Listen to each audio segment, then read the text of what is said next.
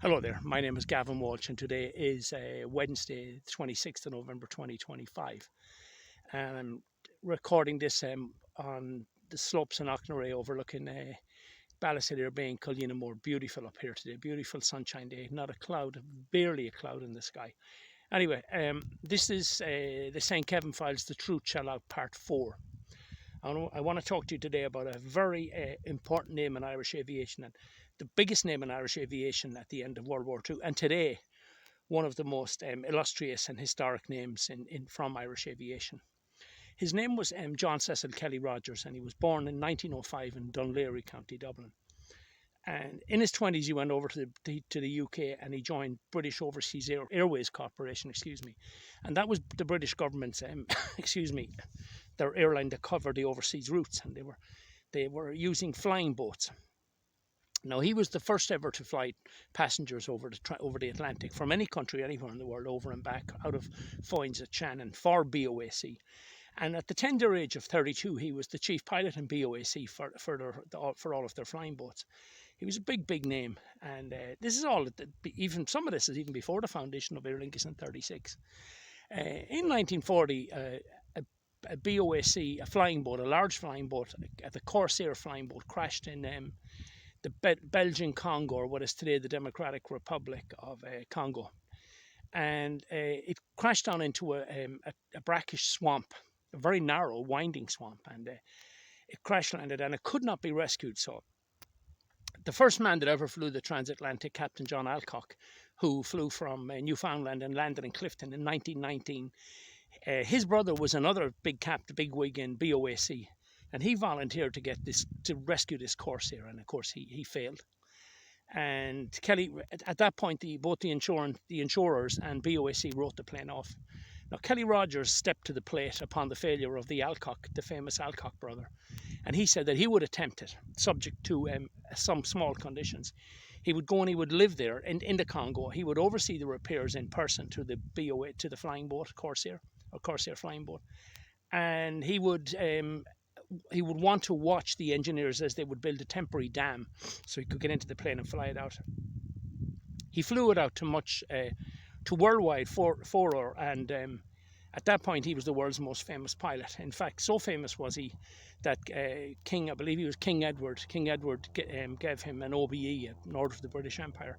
That was all in 1940, for 1940, and his name then, he was the biggest name, not just in Ireland or Britain, but in worldwide aviation. His was the name. As we know, Pearl Harbor was attacked on, I believe, December 7, 1941 by the Japanese, and Roosevelt was up in arms over it, and America declared war on Japan, and Churchill, to show solidarity, and his real motive was, of course, to draw America into the war on the European front. Churchill decided to go to address a joint Congress out in the United States, and this is only days after the war, so it's mid-December 1941, and Winston Churchill went out on what can only be described as a massive convoy, or a flotilla of huge protectionism around Churchill. The last thing the Allies wanted was Churchill to be taken out by a U-boat. So it took about 10 days to get there. And Churchill got there, and he gave a speech and gave his allegiance, or sought allegiance from the United States, which he got successfully. And of course, from there on, the Axis powers were doomed with the might of the United States and Britain and Russia, etc. In any event, on the way back, it was decided that Captain John Cecil Kelly Rogers, the man who rescued the Corsair and who got the OBE of King Edward, it was decided that he would fly Churchill as far as Bermuda. Now, Bermuda was a British colony, and it was within maybe 900 miles off the coast of America. So it was still in the western Atlantic Ocean and on the eastern seaboard of the United States. So it was considered relatively safe to get Churchill, to get him back on a plane to Bermuda. And from there, he would join the huge convoy of flotilla of ships and spend another, 8 or 9 days getting back across the Atlantic. In the flight to Bermuda, Churchill, of course, was amazed at how much faster a plane was compared to a boat. And he suggested to Kelly Rogers that he asked Kelly Rogers, would Kelly Rogers be prepared to fly him the whole way to London? Kelly Rogers, of course, jumped at the opportunity.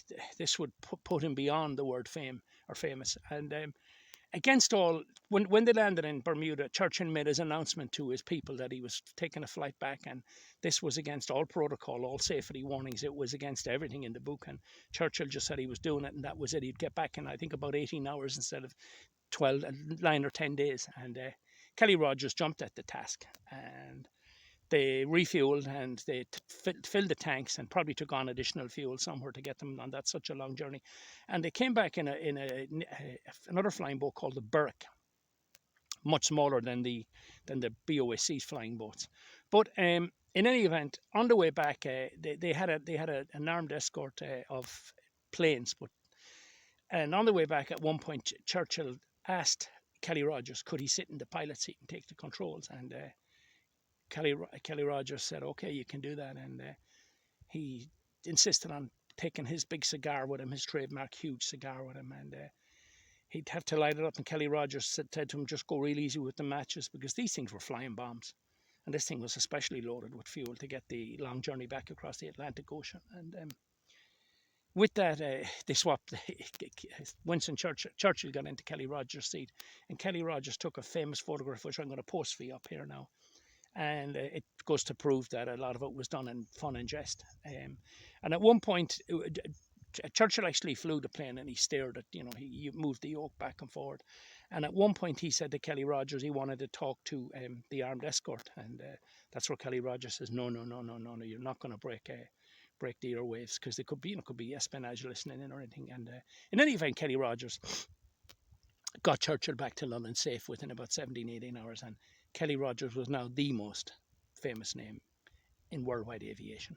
And to this day, in 2025, if you Google his name, you put in John Cecil Kelly Rogers, and you will see Churchill wartime pilot will come up. And that's what he became known as for the rest of his days. Now, as Aer Lingus were expanding after the war, as I've already told you, I'll just recap on bits of that. In 1936-37, Aer Lingus was led by a man called Bob Hogan. And Bob Hogan was, of course, the man who survived being shot down by the ace of aces in World War One. And he headed up Aer Lingus before the war years, and he took a shine to a 29-year-old accountant called Jeremiah Dempsey, or Jerry Dempsey, and Jerry was from Sandy Mountain, Dublin. During the war years, the airline did very little, and immediately prior to the war years, they had 3 pilots, and of course these were all senior captains, and they were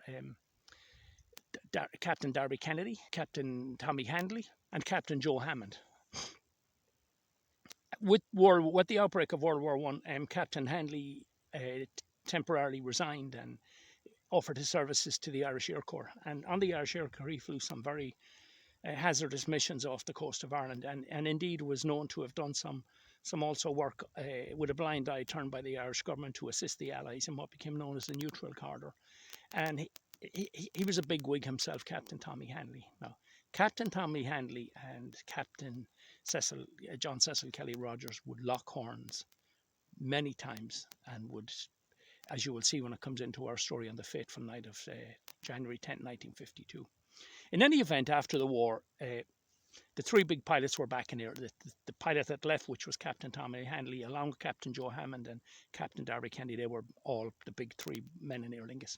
And Aer Lingus started hiring pilots, a lot of them from the RAF, a lot of them from the Irish Air Corps.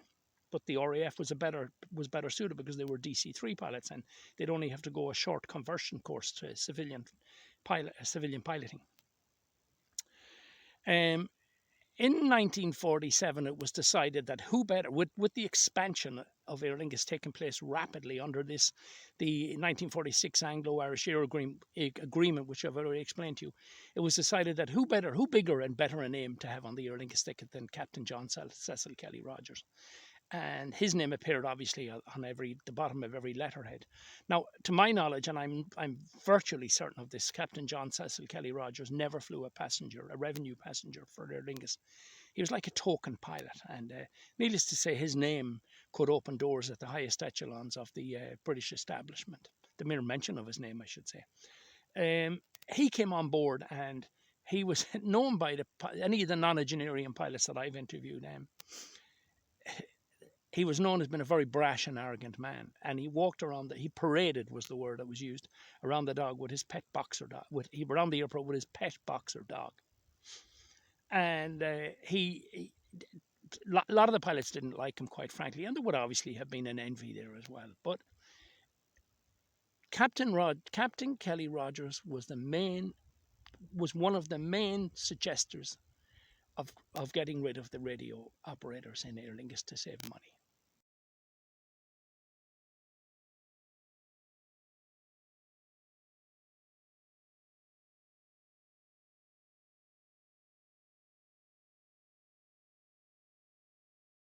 These are the people, and I got these from Ancestry.com, people going in and out of America, as well as airline magazine clips. These are the people who were responsible for the 3 to 2 man cruise. So once they went down that road and they suffered a fatal crash, they had to stick with their plan, and the truth could not come out as to that they were carrying out an unsafe flying practice. And all of these documents are in the book, including all of the witness statements. This is Jeremiah Dempsey, long-time GM, General Manager, today CEO of Aer Lingus. This is Captain Cecil Kelly Rogers. He was Winston Churchill's personal wartime pilot, a Dublin man from Malahide. And this is Captain Paget McCormick, who went on to work on Concorde. No disrespect to these 3 people, but these 3 people were responsible for the 3 to 2 man cruise. He came up with the idea. He looked it over, and this man implemented it as the CEO, as the GM would do.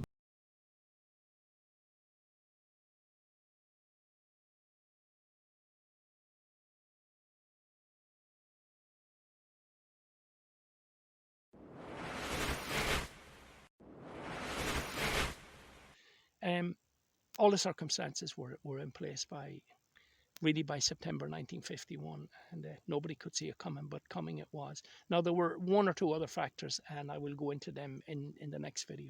Okay, thank you, and please share or comment whatever you think. Okay, you're the only thing I have out there. Okay, I'll give you a look at what it's like up here in Knocknarea today. Okay.